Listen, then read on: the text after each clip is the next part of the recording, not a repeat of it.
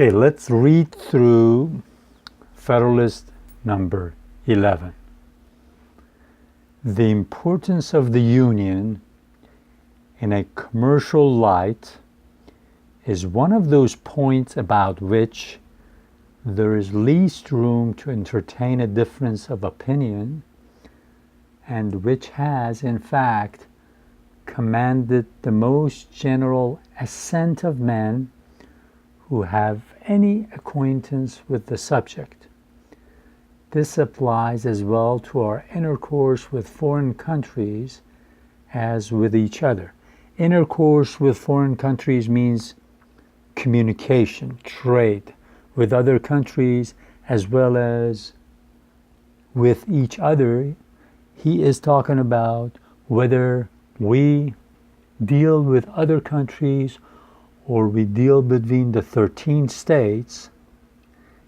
The importance of commerce is clear to everybody. This is one of those things that even the people who are against the Constitution, as it is written, they understand it's important. We agree on this, that we have to have, we're going to be in commerce, in a commercial relationship with other nations. Okay?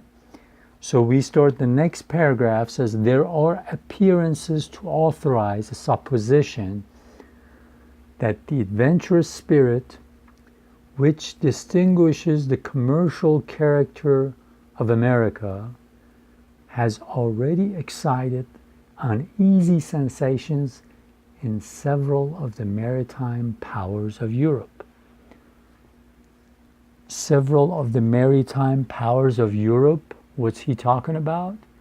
He is talking about Britain, Spain, Portugal, Netherlands, which is Holland. He says, they know our commercial spirit. They know we are commerce-loving people. We're growing, 13 growing states, and they know how important commerce is us. So you have to be smart and put yourself in their position. They've got navies, strong navies, they're competing with one another, and we have to be mindful of what they are thinking, how they are looking at this situation.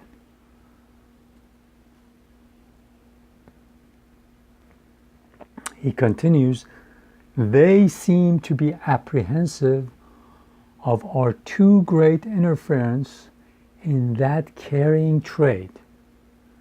They're apprehensive, they're nervous. Carrying trade, he's talking about trading, carrying things with ships. Okay, commerce through navigation. Okay, they're nervous, which is the support of their navigation and the foundation of their naval strength. See, they do trade, all these European countries over here, they're trading nations, they've got colonies, they go and take whatever they want to from those colonies, they use them as resources, and sometimes amongst themselves they trade, sometimes they sell them to other less powerful countries. So not only by the trade they have with other places, that's how they pay for their budget. That's how they afford all those palaces that these monarchical kings and people that live and work around palaces make their living. That's how they do. Not only that, but they also use that navy to become stronger compared to other nations. So it fills their pockets with gold and silver, at least the rich people on the top, the king, queen, the palace members, lords, and the people that are around them. And it also enables them to have a strong navy so that they can show their empire, they can go take resources from other places and keep them strong in this way. Those of them which have colonies in America look forward to what this country is capable of becoming with painful solicitude. Those of them who have colonies here in America, guess what? Spain does. Portuguese have already put up a colony right up here in what's going to become Brazil. France is all the way up there. And British, of course, are all over the place. The Dutch are still all around. So these guys, these countries, are being watchful to see what we do. Okay? And they are kind of watching us to see if we're going to have a strong navy. What kind of how are we going to do our trades? Are we going to use their ships or what? They foresee the dangers that may threaten their American dominions from the neighborhood of states which have all the dispositions and would possess all the means requisite to the creation of a powerful marine. They're afraid that we will make a powerful navy. Marine, he's talking about navy now.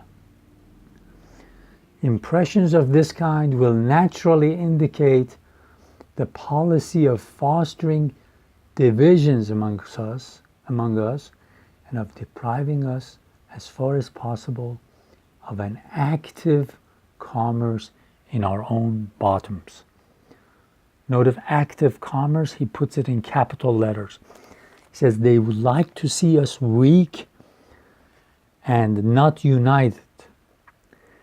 And they don't want us to take an active part in the trade. They don't want us to have a navy to commercial navy or just a regular navy to be able to carry our cargo and push them out of the market. They don't want to see that. So they want us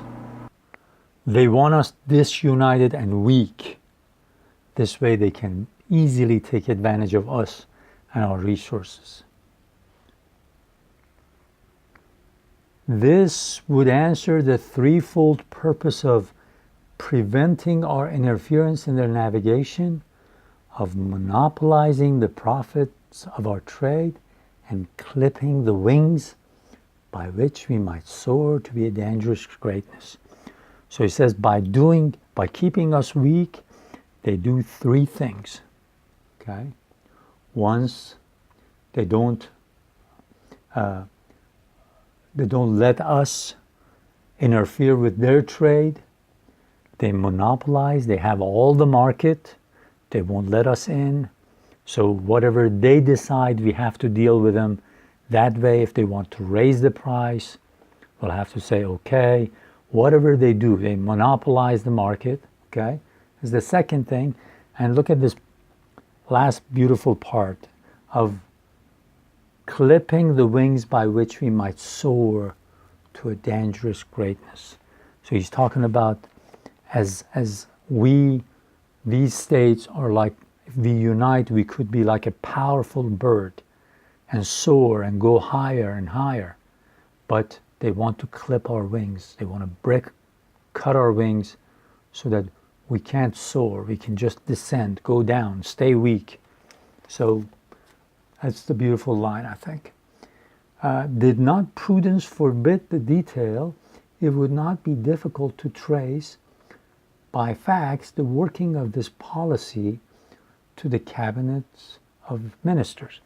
He says, well, right now he's not going to go into detail because why tell the enemy or would-be enemy what you're going to do? If they don't tell us what their plans are, why should we tell them our plans? So the takeaway from this paragraph is, again, if we people of the world, if we people from different countries stay blind and let these demagogues, these selfish politicians, selfish so-called leaders pit us against one another, all we'll do is spend our money on military, armament, and just keep on building that sense of distrust amongst people of the world, and just instead of soaring high, we are clipping our own wings. Instead of becoming full human beings, having that potential to achieve greatness, all we'll do is do petty things, spend money on military, and not spend on money the things that we need, this planet needs, the health of this planet needs. Or we're not investing in research to be able to go fossil fuel free for our transportation, for a lot of things we do. And we are creative enough to create jobs, new jobs that people will lose because certain jobs or certain enterprises, certain works are not healthy for this planet.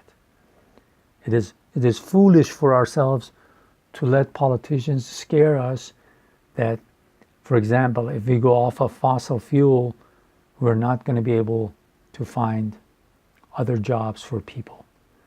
Yes, if we stay as crazy as we have this past few decades, yes, that will apply. But now we have to be creative. We have to think of a new way of looking at the world. See, just like the founders of this nation realized it's stupid not to unite, we have to remember that we are at a point right now that we have to unite. People of the world have to unite. Our humanity should have priority over every other petty things.